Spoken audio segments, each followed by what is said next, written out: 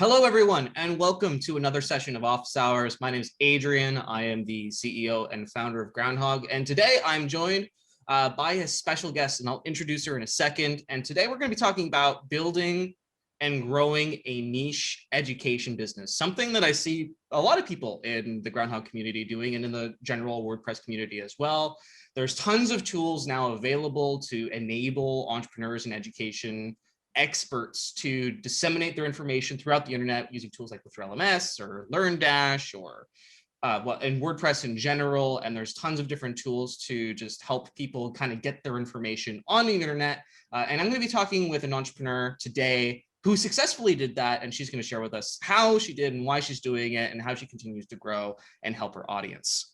Speaking of Samantha, Samantha is the CEO of Performance Horse Academy, a very niche business and a fellow Canadian business, which I think is kind of cool. You're out in Alberta, is that right? No, I'm in Manitoba. Manitoba. Sorry, wrong side of Saskatchewan. Yeah, right. I did do a stint out in Alberta for a few years. I think anybody in the horse world thinks they need to live in Alberta if you live in Canada for a little while, and then you're just like, oh, this is kind of the same anyways. So anyway. Yeah, I live just outside of Winnipeg, Manitoba. And yeah, I do have a very, very niche market.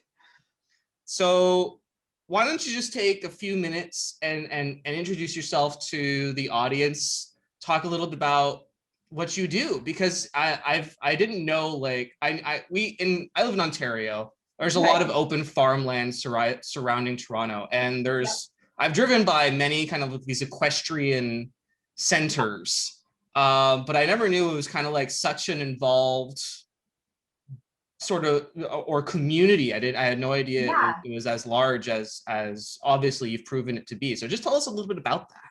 Yeah, for sure. So I have a niche market in that I teach functional biomechanics to fellow equestrians. And how I kind of got started with this is I have been a horse lover my whole life. I started out from a very early age loving horses, and it's kind of something that's inherently like, if you've got the bug, you've got it. It's just like any other sport, right? If you love hockey, you just like love it. You'll push everything aside to watch those hockey games, or any other sport. And that is how I was from a very early age. I've always loved horses. And where I grew up in Northern Ontario, actually just outside of Thunder Bay. And it's a very closed community. There wasn't a lot of opportunity to travel. And so in our local community, there were some smaller horse shows. And then there was what's called a gymkhana, which is like multiple speed events. And you need a little bit more money to do the horse showing. And so it was kind of an affordability thing for our family. And I loved that I was only being judged by a clock when I competed in these speed events. It wasn't somebody's opinion. It was, I showed up, I crossed the timer line the fastest, and that's why I won that day. I am a redhead. I'm extremely competitive. And so, and I have all of those intensity traits. And so barrel racing was a great fit for me. I loved it. And so when I was 21 years old, I had graduated from college. I took business admin, specialized in accounting, hated working in an office. So I decided to move to Manitoba. There was more horse stuff here than where I grew up. For anyone who doesn't know about Canada, Manitoba is like the province of the entire country, which is not a small country that everybody forget exists.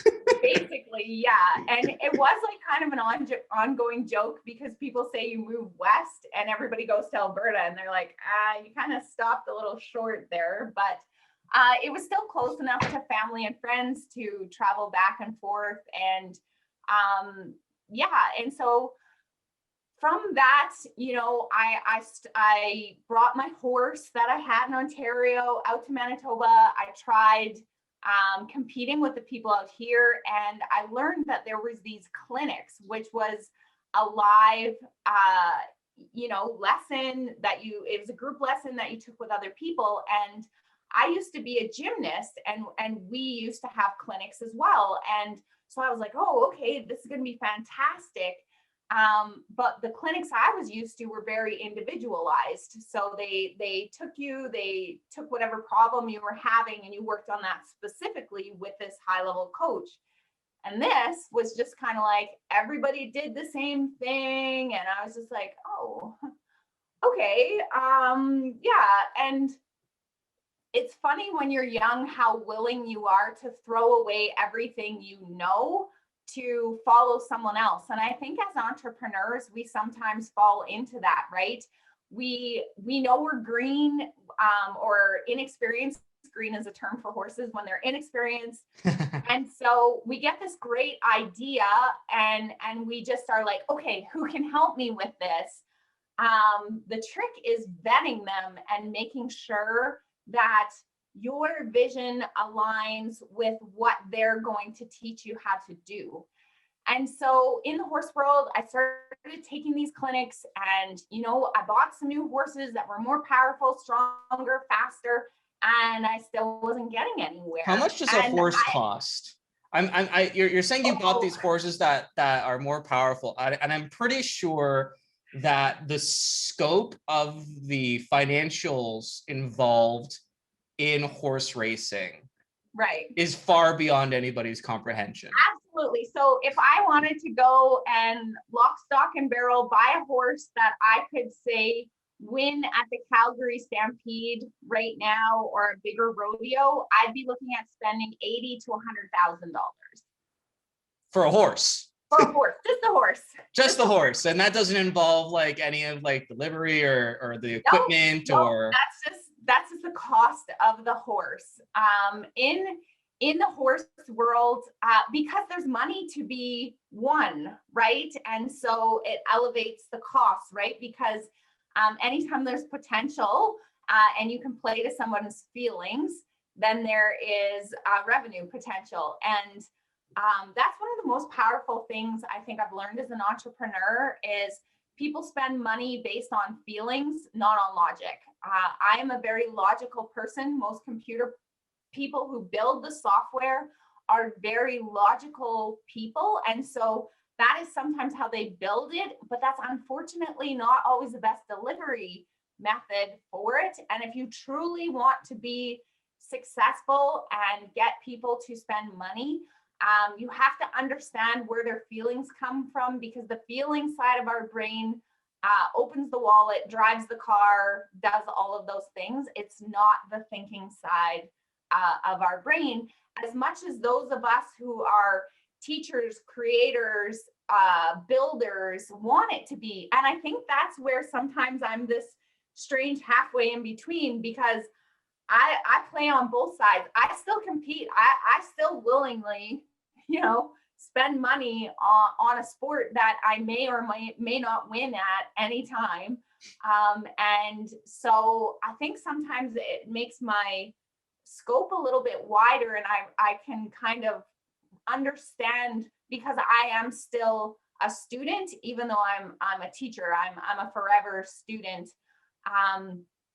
And so I wanted to get better. So I went to more clinics, and I wasn't having any success. And I was also finding that I was having trouble keeping my horses sound, meaning free of soreness.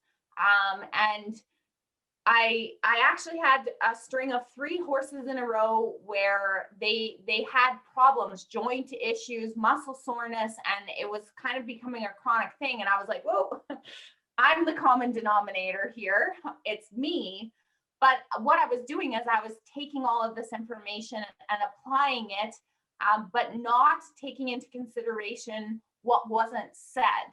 So flipping back to gymnastics, I was very lucky from an early age to have coaches that were very articulate in saying, look, you're 5 foot, so you are going to do this move, moving from the low bar to the high bar this way.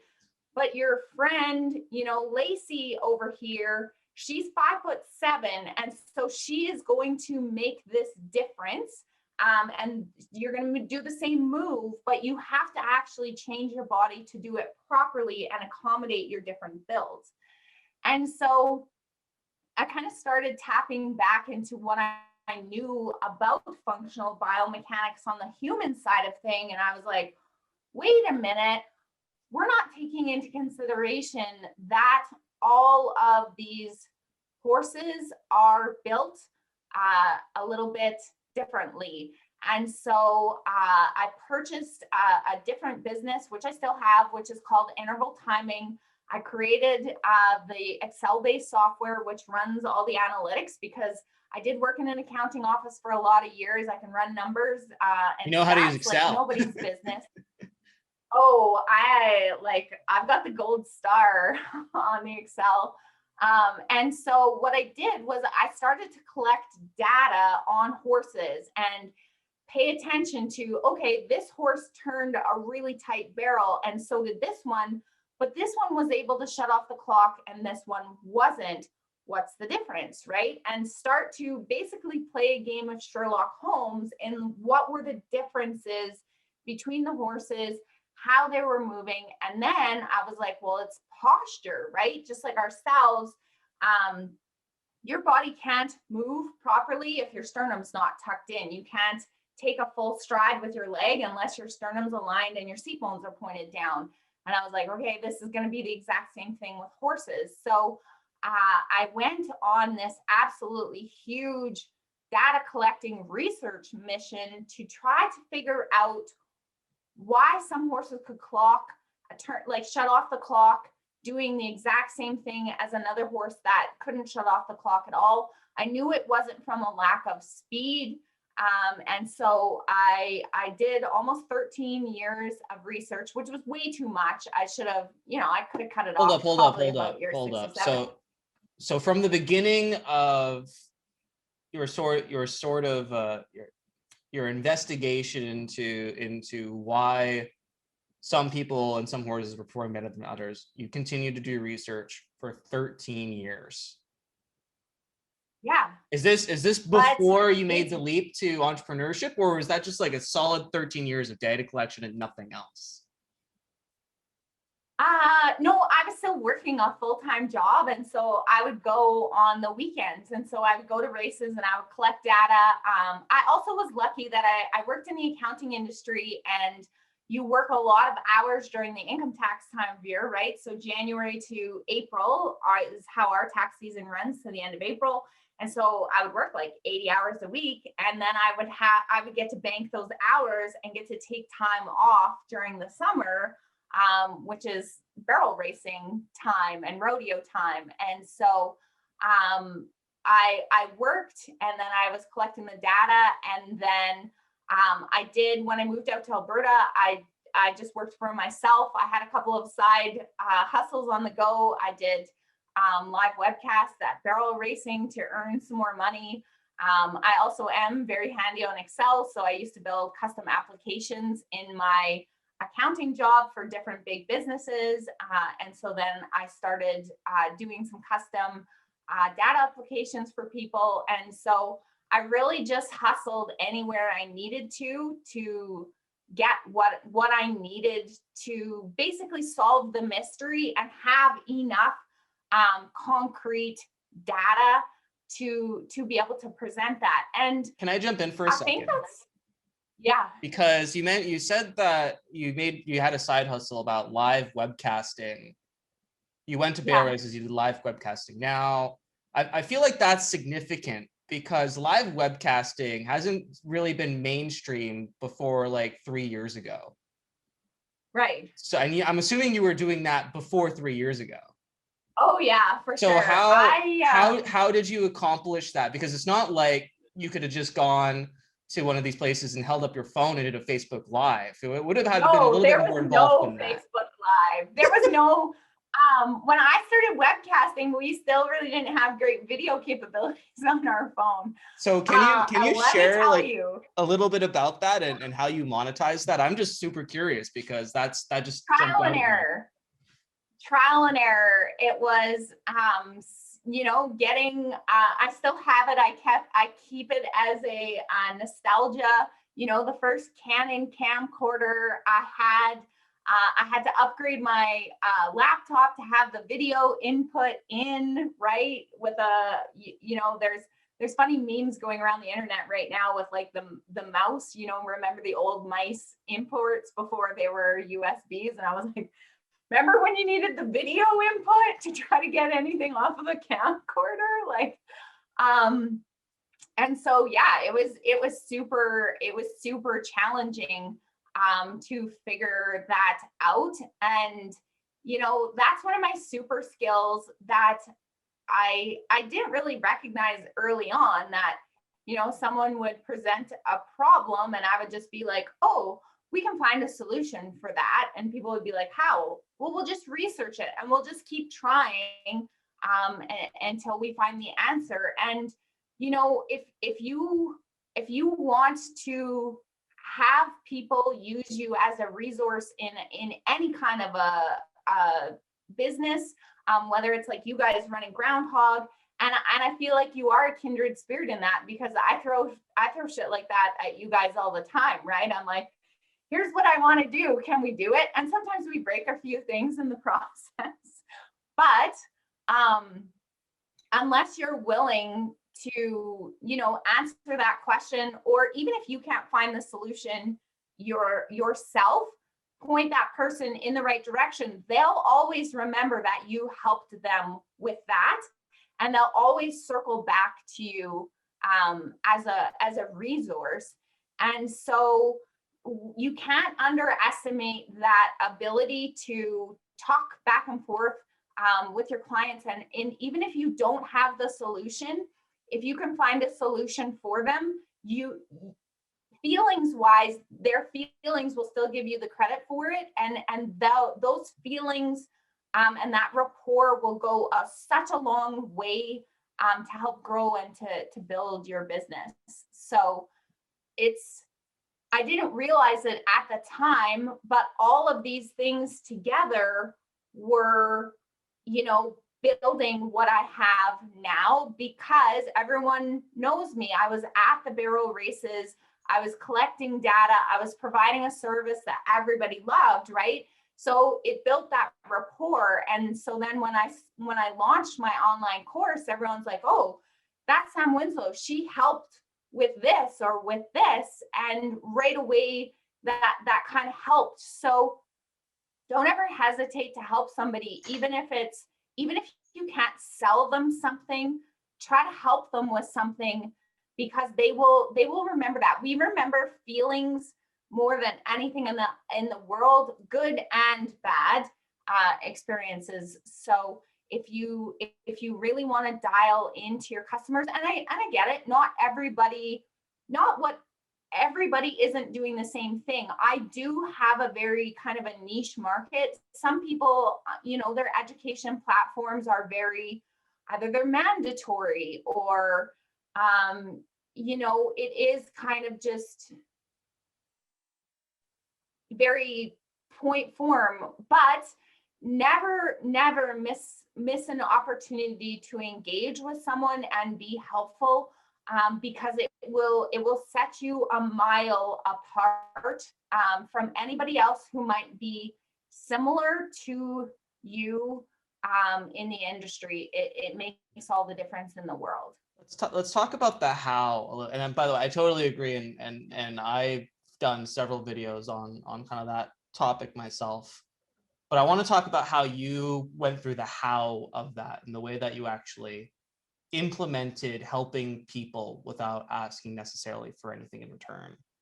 Right. Especially in the context of this of your initial kind of like side hustle, which was this streaming Right. thing. So number one, I have a couple questions. Number one, how did you market that, or how did you get people to find out about it, and also how did you monetize it? I'm sure people will want to know that.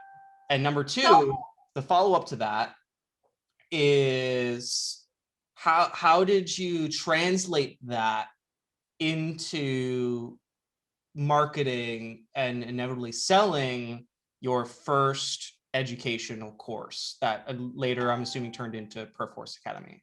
Yeah, for sure. So the Performance Force Academy has evolved. It started with a small, I called it the Take Time Off the Clock workshop.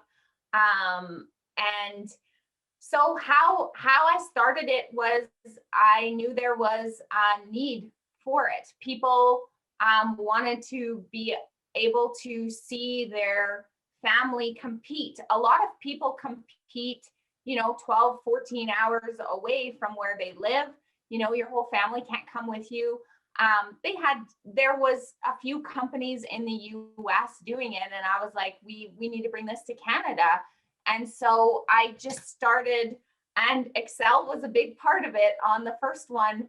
I wanted to be able to have people's names on the screen, right?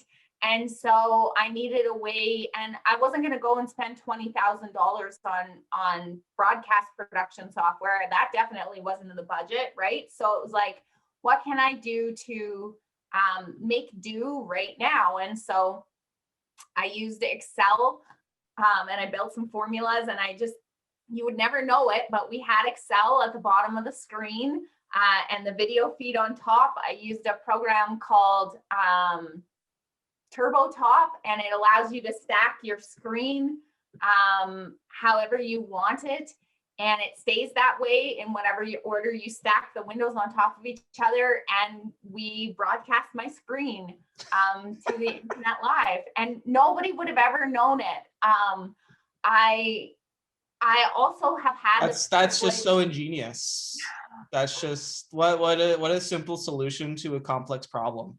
And I think that's what we have to be so careful in entrepreneurship is everybody's going to try and sell you the top level with all the bells, all the whistles, all the everything.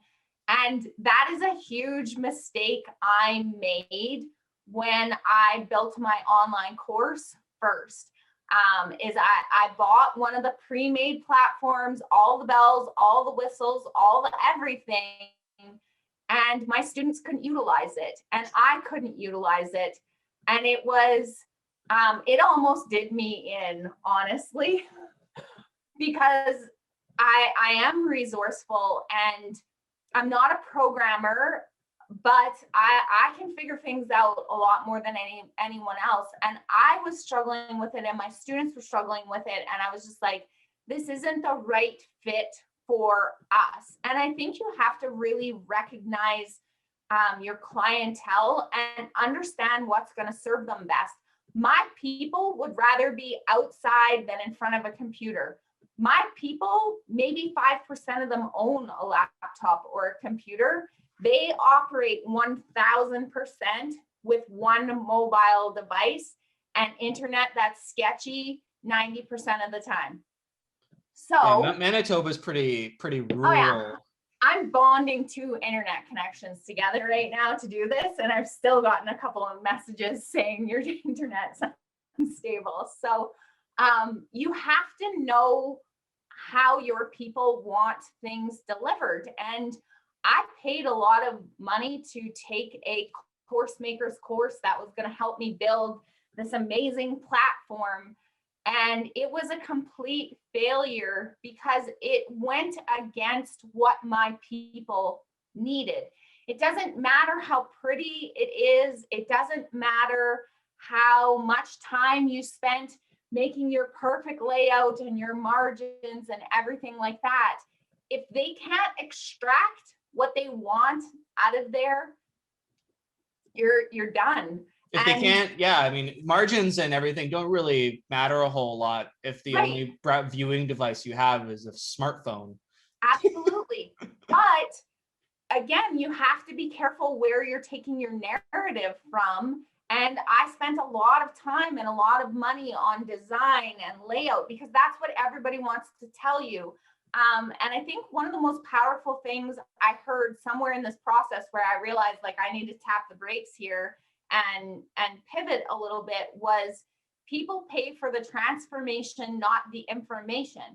But us as teachers and us who want to deliver it, we want to give them all the information. And that's something I learned doing live sessions with people, because I'm basically like a walking filing cabinet of facts about horses. And I would just like go on and on and on. And after a while, I realized like by the third thing I said, people are glazing over. And it's like, whoa, Sam, tap the brakes here. That's enough for them for today. My dad has a great saying, and I think it applies to like a lot of formal education, especially in like lecture halls, or we used to do live seminars back in the day before something totally killed that doing anything live. Right. The brain can only absorb what the butt can endure. Yeah, basically that's 100% true. And that margin is getting narrower and narrower and narrower. And we have to recognize also that as much as we want to be people's only, intake for the day, so they take it all in, we are just slammed with so many different stimulations during the day from all of our social media platforms, emails, text messages, all of these things, notifications, right? And so, you basically have to squeeze one or two things in at a time and be really, really happy with that. So even my teaching now, one subject, under 40 minutes max, always use videos. So this is a horse that we use in our lessons. One of them, we have two of them because they have different biomechanics. And so, you have to use things that stimulate people to stay with you, right? Wait, hold up. So I just want to get this straight. So the whiteboard behind you. Yeah. You just turn around and you just grab a mark. Can you demonstrate something for us?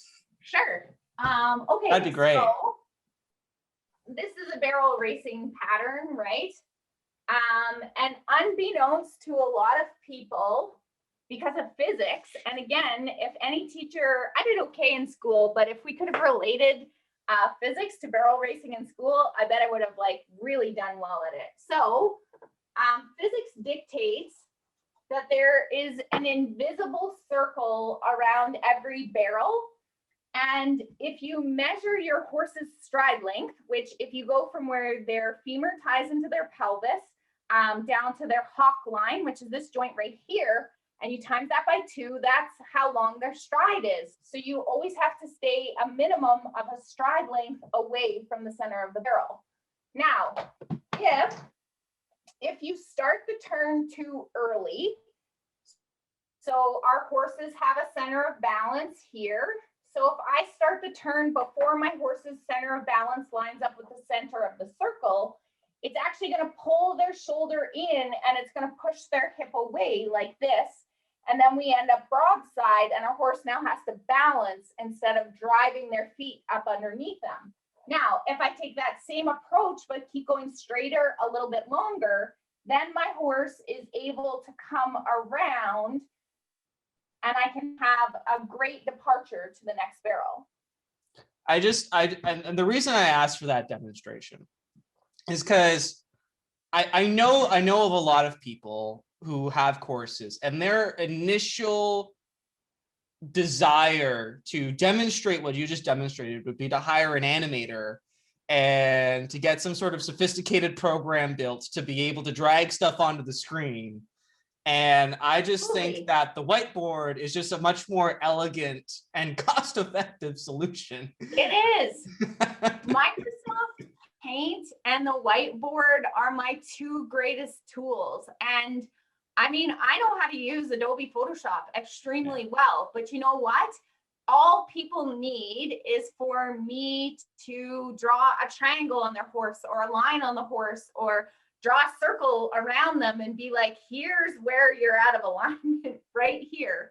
And that's all they need. And again, that's what I mean.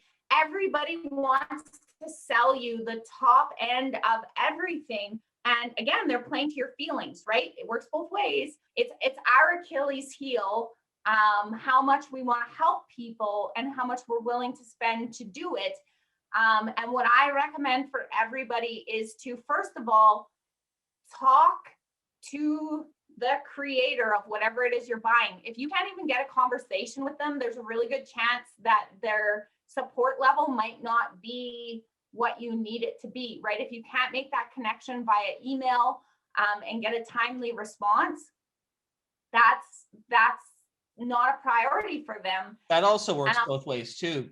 One of the things that I preach about is being accessible as a sales tool.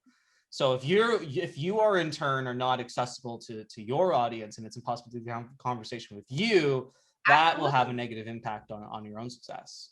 Absolutely, for sure. And there is so much technology and it can do so much.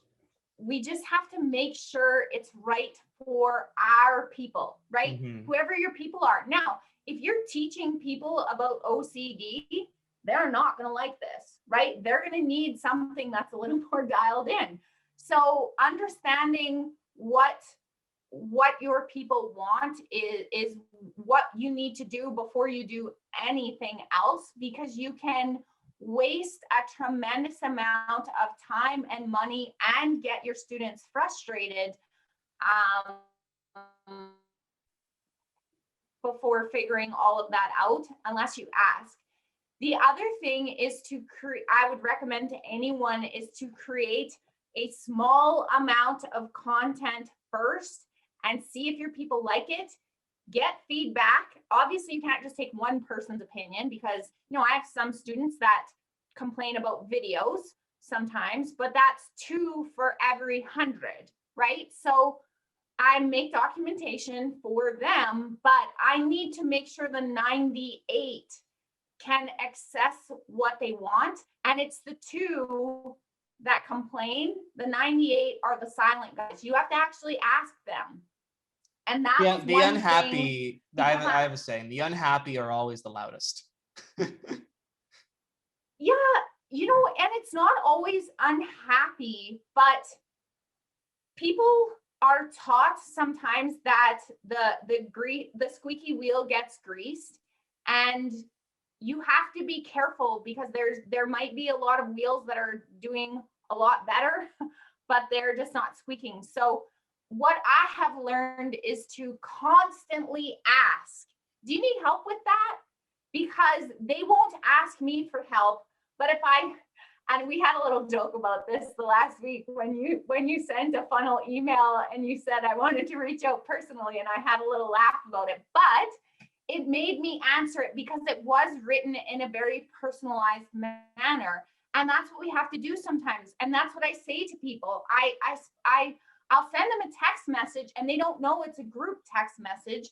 And I don't feel like I'm being dishonest in saying that, but thankfully for the Groundhog program, I know who hasn't logged in for a while. And so I'll send that group a text message and be like, hey, are you struggling with something right now? What can I help you with? And I use the Groundhog booking calendar, and I'll have the link right in there. And I'll just be like, hey, let's have a Zoom call. And next thing you know, I go from a student who is kind of on their way out the door to them back in the fold, because not a lot of people are brave enough to ask questions. They feel stupid. Somewhere in their life, they've been made to feel stupid for asking a question. And so we have to take that responsibility on ourselves. And sometimes I feel like a broken record doing it, but it keeps people engaged, and it does let them know that you care and that you're willing to help them out. And that will separate everybody, right? When our whole kerfuffle of everything went sideways last year and everything went online, as always, it's created a boom of shitty products, online courses. I'm sorry, there's terrible stuff out there.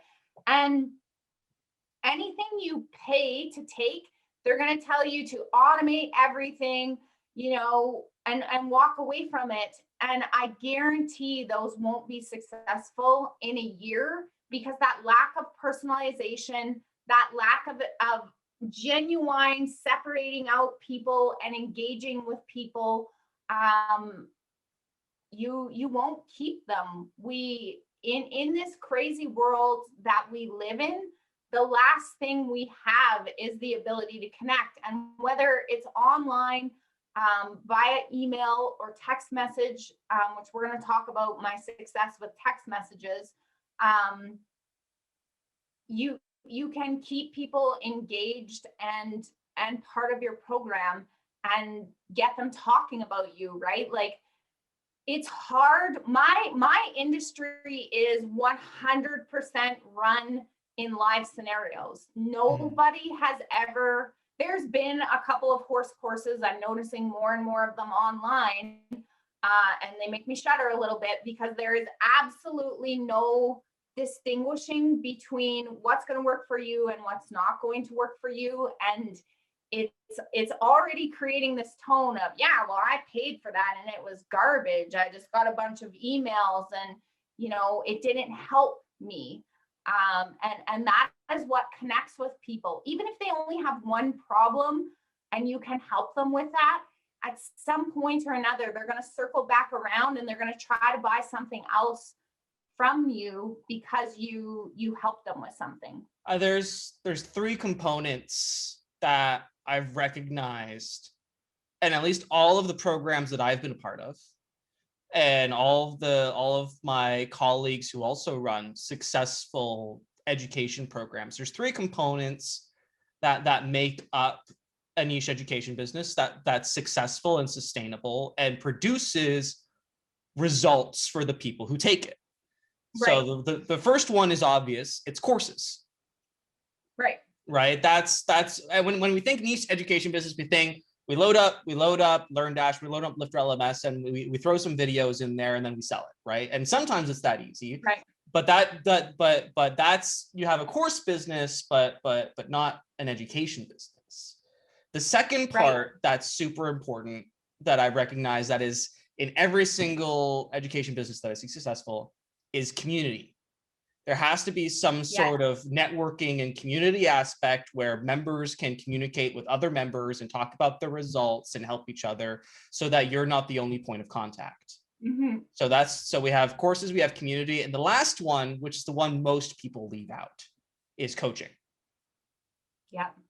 So there has to be some sort of coaching element where you as the main educator are accessible and reachable and are taking the time out of your day to ensure that your high-risk customers or your high-risk members are getting the attention that they need and helping the people who are just like almost there cross the barrier into their ultimate success. Yeah. When a lot of the courses out there right now teaching you should have a course business sort of leave that part out of it, because we all want to run a course business that's completely automated and requires absolutely no effort from us. But those don't produce the same results that the true niche education business has. So those are the three C's: courses, community, and coaching. If you have those three things, you set yourself apart, and you're going to just do a whole lot better than anybody else in the field who's missing any of those three components. Absolutely. You know, all of the information is available on the internet, right? If somebody is willing to search for it. But the reason why people are drawn to a course is because all you have to do is do a Google search and too many results come up, and there's conflicting information from, you know, the first three things that you read, and right away you're just like, oh boy, right? So being able to customize anything to anybody, it is where the sustainability is. And also for me, the personal satisfaction is, if you are geared towards helping people, and really being a teacher, you should really want those results. And, you know, that does help set me apart. The regular live clinic industry, it's like kind of a wham bam, thank you, ma'am. Like, you show up, you know, someone works with you for a couple of days and it's like, laters, never talk to you again, right?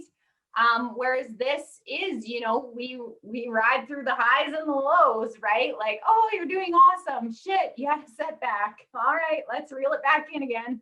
And let's get back to the basics. And having content that you can share with people, very specific content. So I've been doing live classes for just over a year now. We recorded all of them. They're all replays.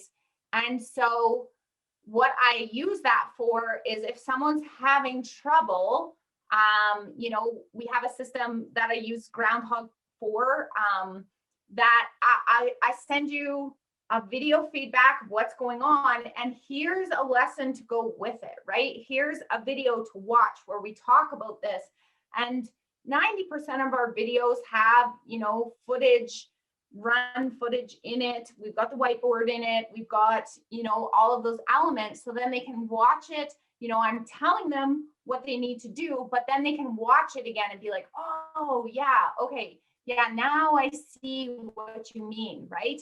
We are so stimulated by sight and by sound. We can't ever discount those things in the learning process.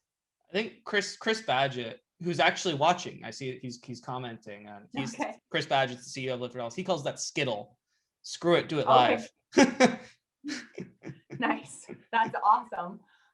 But yeah, it's a huge component of it, and making sure that whatever you're using, you can match with your student. That is what you need to know first. So before you even wade into making an online course, you have to know what your people want. And that was really tough for me because I love technology. I love information. I love all of those things, but 95% of my students don't. They want simplicity. They want a scrolling type layout. Simple things like that. I learned because I was willing to ask.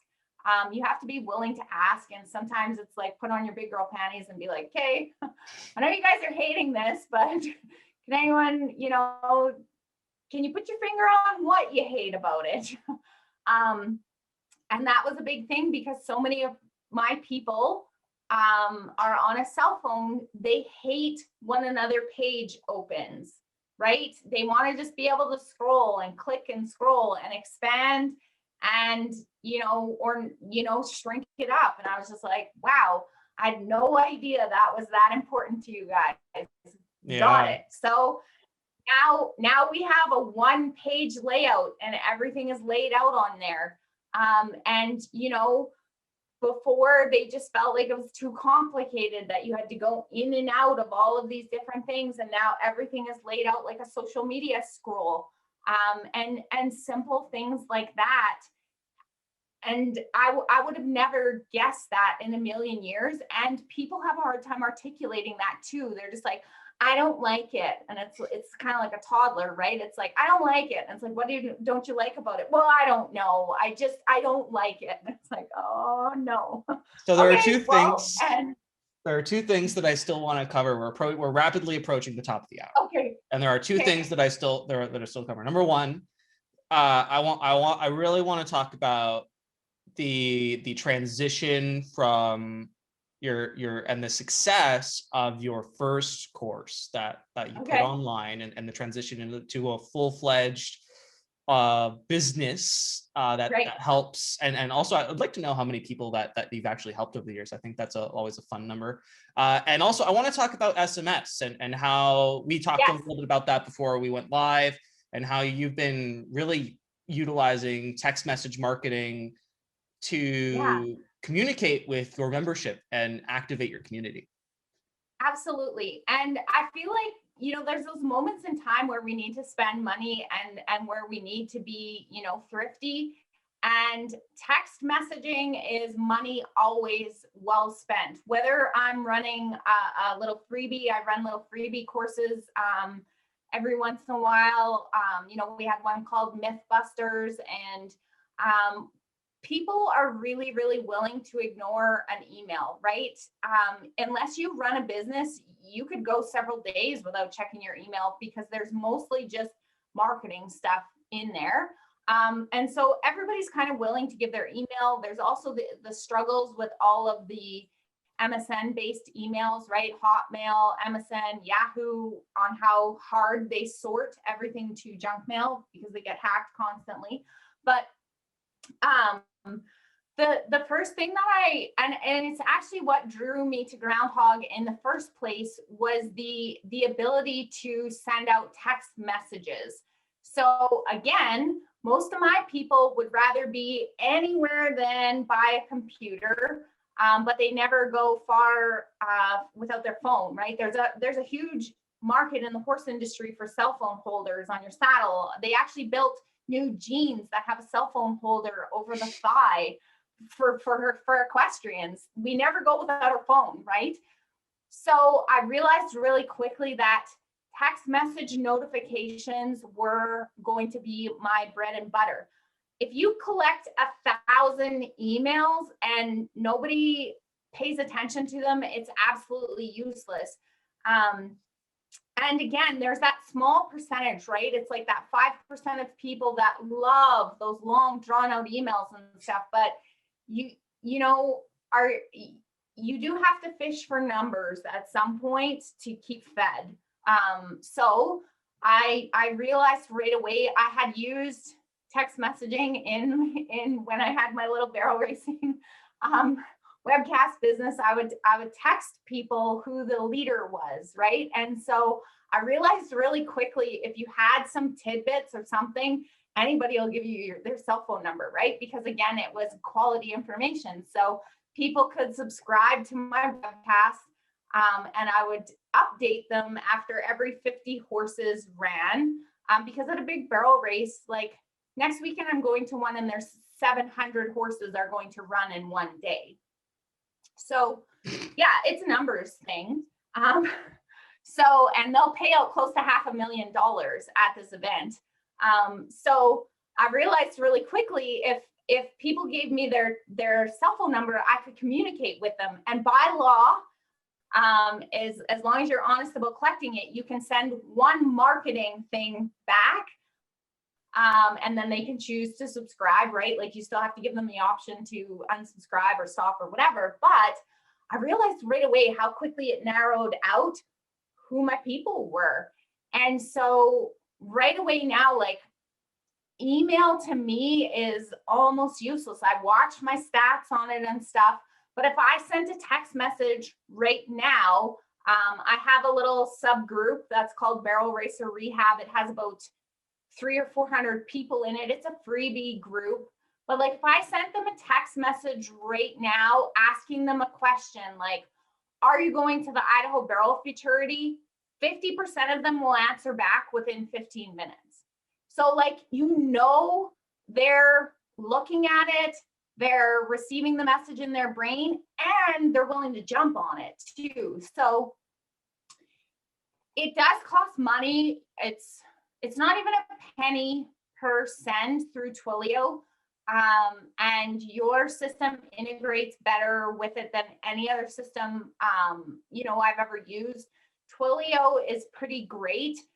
They have a lot of courses and freebies that even if you don't do any programming or know how to write code, they are also really great with their customer service. And it's like, I'm trying to do this. Can you help me? And they're just like, sure. They'll send you the article and they'll just be like, here, read this, this, and this. That'll get you exactly what you need to get done.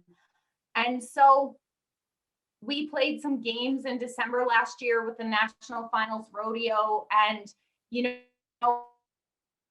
it can really just accelerate the people, because if you're willing to give your phone number out, you've already like pre-qualified them, right?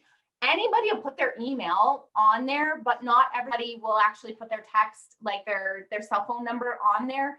And so to me, it's a great pre-qualification, and it costs a little bit, but it's money well spent.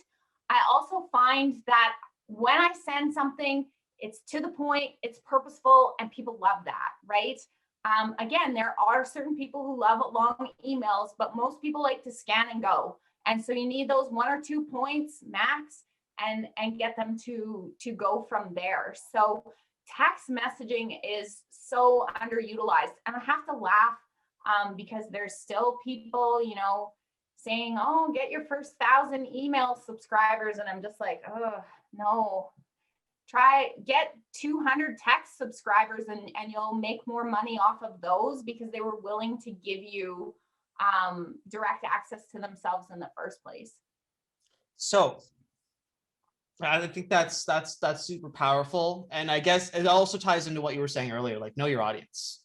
Yes. Right. That's probably the most important takeaway from that, is that if your audience is not big on email, then using email as your main method of communication, your main channel, is not going to be that effective. But if they all love text messaging, then there you go. You're going to need a tool that enables you to reach them on their level and reach them through the channels that they're comfortable with. Absolutely. And, with the advanced timer now, one of the big things that my students were asking for is, when we have live class on average 4 times a week, and they're busy doing something, and so some of them wanted a reminder at an hour before class, so that gave them time. Some of them wanted like 5 minutes before class, because if you tell me an hour, I forget that class is within that time, which I understand. That I am the 5-minute person. I have an alarm set on my phone for 5 minutes before, so that with the advanced timer feature in the funnel, we've now been able to create multiple class reminders. And with your opt-in through super links, people get to choose. And so it's either going to send them, if they want to be reminded at an hour and at 5 minutes, they can choose that. If they just want to be reminded or don't want a text message at all, they can opt out of that. And, giving people that flexibility is a huge customer service piece that has gotten a lot of positive feedback now that we've got it lined out, that people are like, this is great. And, our live classes are a big part of our community because people, will talk about how something relates to them. And it gives them a chance to connect with me, all of those days instead of always just watching replays and stuff. And it's been a huge part of my success. Absolutely. So going from first course to full-fledged education business, I want to know about that transformation. So the first course was a little bit of a disaster. I just ran They always are. And that's what I want to know. Right. So I just ran it on WordPress. And it had like a content restriction, but I had to manually do it. Right. And so I called it the Take Time Off the Clock, and it was not very successful. It had tons of information in it, tons of content, but not a lot of personalization. I put all the variables in there and expected people to pull that information out. And that was not what happened. So that was not a great experience. And so I went from there to taking those lessons, right? Asking for feedback and building the Performance Source Academy. And I did try using Lifter LMS first, but my students hated it. Nothing is ever complete, right? Our program is stuff that you go back and reference constantly. And so by the Groundhog tagging system and the content restriction, because our courses does have a couple of different programs within it, when they purchase it, it applies the tags and they can only see the content that they want to see. But every week I put a little announcement on what our classes are. And it's like, oh, if you want access to this class, you just have to upgrade. And it upgrades them automatically with the Groundhog system, right? Because they buy it it applies the tag, and they have instant access to all of the replays, all of the course content, everything that's applied to that tag. What are you using as your like transactions? Are you just like WooCommerce or something? WooCommerce. Yeah, okay. I use WooCommerce. One thing that I did differently than a lot of Canadians is I actually use a WooCommerce multi-price extension. So my course is the same cost in US or Canadian funds. So if you're Canadian, it doesn't cost you more money to take it because it's priced in US funds. So that's something that's always irked me about other Canadian businesses, that price. And I do understand, because a lot of the products we use and buy to run our systems are priced in US. So, you know, I excuse technology sides from that, but for courses and stuff like that, it shouldn't cost my Canadian students 25% more, because I just chose not to, you know, create that flexibility. So little things like that, I think really sets me apart, and people notice those things, that it doesn't cost more money. And yeah, so I use WooCommerce. I use the Groundhog plugin. Groundhog is the basis for everything in my course. It's the tagging system and the content restriction allowed me to personalize everything like I could not do with anything else. I tried LearnDash, I tried Lifter LMS, and they're great products. They're just not right for me or my people. And so again, you just have to know what your people want, what they need, and to be able to go from there, and, you know, be willing to play around and fail on things every once in a while. I just want to stop you there. I think that right there is probably the big takeaway. I just want to elaborate on that a little bit. As you mentioned, your first course that you launched was a little bit of a hot mess and a little bit of a disaster, right? But what's important is that you actually got something out there into the world, and you let people know that you were around and that you existed. You were open to feedback, and that's also like majorly important. You were open to listening what your customers' needs were and how they wanted to consume your content. And that's just, I think there's just so many people out there who have great ideas and they have great information and they want to help people get results, but that's the barrier. Is getting that initial build out, that MVP that that's what we talk about in the technology world, that minimum viable product out into the world, so you can go through that painful first process. And the first one's always painful, and there's absolutely no way you can avoid it.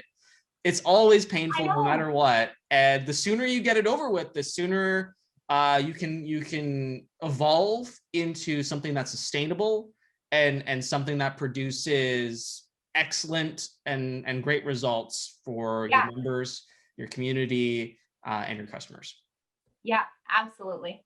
I couldn't stress that more. And everybody out there is going to try to sell you on this is the be all send all. We're going to eliminate you having to go through any of those growing pains. And it's just not true. It's not true. The growing pains are inevitable. The sooner we accept that, the sooner we can go on and move on to ultimate success. We are at the top of the hour, Samantha. Yeah. I want to say like that this has been epic. I feel like I've learned a lot, and you've shared some incredible insights into what it means to run an education business, not just a course business, not just a coaching business, an education business, and one that produces great results for your customers. I'm just going to give you a little shout out here. So for anyone who's interested in barrel racing and horses are like totally your thing, you can go to Performance Horse Academy or perfhorseacademy.com to get help from Samantha. And even if you're not interested in courses, I think there's value in any niche education entrepreneur that's listening to this to go and sign. What does it cost to sign up for one of your courses? So we have 3 programs right now. We have our Barrel Horse Blueprint, which actually takes your horse and breaks it all the biomechanics down, and I can tell you what its strengths and challenges are and what you're doing incorrectly right now, and make some suggestions on changes. We have our Ultimate Barrel Racer program, which is $880, and that's, you know, a membership program. You get to come to the live classes, you get 15 sessions with that feedback, and you get access to all of our biomechanics. And then we have a custom saddle and pad fitting course for horses and humans. No one in the industry offers the human side of saddle fitting. And so again, they're just little things that set us apart because they're different than anyone else, but also helpful. And yeah, but if anyone also had any questions about, you know, if you're setting up something like this and want to alleviate some of the struggles that I went through, I would be more than happy to help and answer any questions and just simplify, keep it simple. There's also value in just going and kind of like taking your course just to see how you do it. Right. And there's the ClickFunnels community, the Russell Brunson community calls that funnel hacking. Like you sign up for other people's stuff just to see how you disseminate it and how it works and kind of emulate that for your audience. So if you have a similar audience, I'll maybe make a couple of little videos on how we're using Groundhog to run that kind of stuff and how it works in the program and how that kind of works for us. And people can kind of see the simplicity of it. I think that would be super cool. And if you do end up making those videos, send them to me, and I'm gonna put those in front of the people who need them. What is the best way for people to reach out to you and to get in contact with you and to learn more about how you help equestrians? You can contact us, info@perforceacademy.com, or you can message me on Facebook on either our business page or my personal page. And you can also send me a text message to our 888 number on the website, because it comes right to my cell phone, and I always get back to people on that too. Awesome. And as promised, there is a Q&A section. So if anybody at this point does have a question for either myself or Samantha, now is your opportunity to just drop that in the feed comments, and we'll take care of that. I do see one from Stefan, and he's asking, what do you use for your payment processor? We answered that as WooCommerce. Yeah. At least that's the payment checkout system. I'm assuming you're using Stripe or something as your payment processor. I use Stripe, PayPal, and I allow Canadians to make e-transfers. I guess that gets past all the transaction fees. So that's a smart one. Yeah. It adds one more step, but again, for my Canadian customers, it's really valuable for them to be able to pay by e-transfer. I had just PayPal for a while, and PayPal has some strange restrictions sometimes too. So it's, that's the flexibility of WooCommerce. PayPal is the worst. Well, I'm not a huge fan, but I have to use it because if you remove it, it drops sales by 50%. Yeah. One of those necessary evils. Right? Yes, yeah. There are those in business too. Yeah, one of those necessary evils. All right, well, it looks like there's no other questions. Okay. So thank you so much for joining me, Samantha. I appreciate it.